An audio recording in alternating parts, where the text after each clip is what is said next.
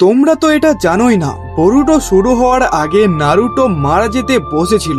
আর এই ব্যাপারটা প্রায় কেউ জানতো না। 4th গ্রেড নিনজা ওয়ারের সময় হাগোরোমো নারুটোকে যে 6 পাথ চক্রা দিয়েছিল, বছর কয়েক পর সেই শক্তি ওর শরীরে সমস্যা তৈরি করতে শুরু করে। নারুটোর শরীর ধীরে ধীরে ওই পাওয়ারটাকে রিজেক্ট করতে থাকে, আর পুরো শিনোবি ওয়ার্ল্ডের কোনো চিকিৎসাই ছিল না। তাই সাসকে আর সাকুরা গোপনে রেডাকু নামে এক দূর দেশে যায়। সেখানে তারা হাজব্যান্ড ওয়াইফ সেজে এমন একটা চিকিৎসার খোঁজ করে যেটা নারুটোকে বাঁচাতে পারে।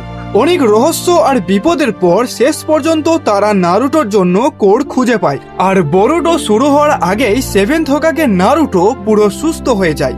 আর সবচেয়ে মজার ব্যাপার হলো এই পুরো ঘটনা অ্যানিমি বা মাঙ্গাতে না, সাসকে রিসুডেন্ট নোভেলে বলা হয়েছে।